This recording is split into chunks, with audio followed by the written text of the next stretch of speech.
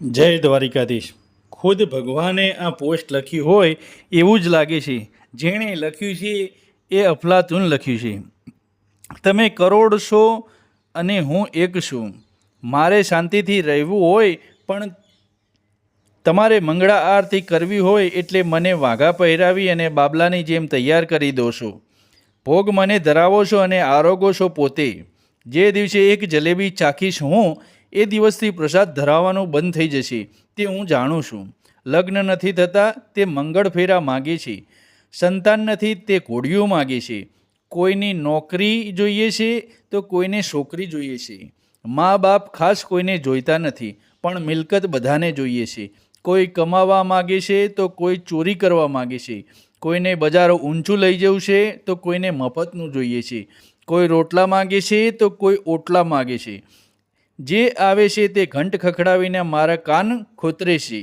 હું કોઈનું કામ નથી કરતો તો મારા પરની શ્રદ્ધા ઘટી જાય છે. કોઈનું કામ થઈ જાય તો મને મહાભોગ ચડે છે.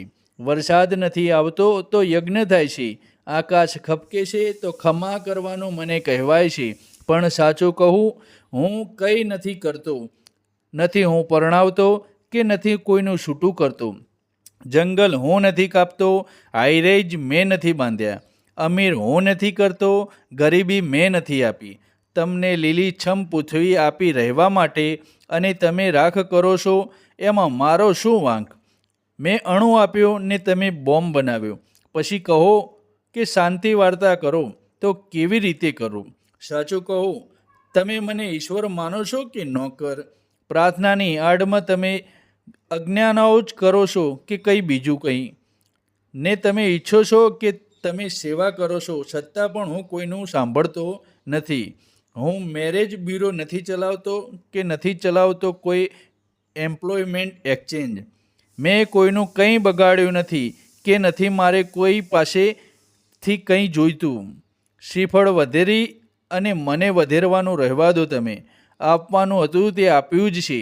હવે મારી પાસે કંઈ નથી. કૃપા કરીને હવે કંઈ માગી અને મને શરમાવશો નહીં. તમારું કામ થઈ જશે એમ કહેનાર મારા કોઈ સહાયક કે કમિશન એજન્ટો મેં નિમેલા નથી. માટે તેવા લોકોથી બચો.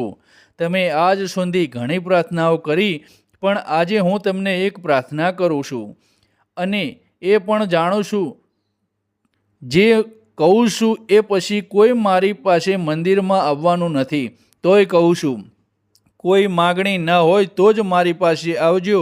અને હા, છેલ્લે એટલું જ કહીશ કે તમારા કર્મ પર ધ્યાન આપજો, મારી વ્યથાને અનુભવજો. એવી આશા સાથે શબ્દોને વિરામ આપું છું. આ બધું કર્મનું ચક્ર છે. કર્મ ફળ આપ્યા વગર રહે જ નહીં. જેવા કર્મ કરશો તેવું ભોગવશો. લિખિતન તમારો પણ તમારાથી થાકેલો પ્રભુ. જય દ્વારિકાધીશ.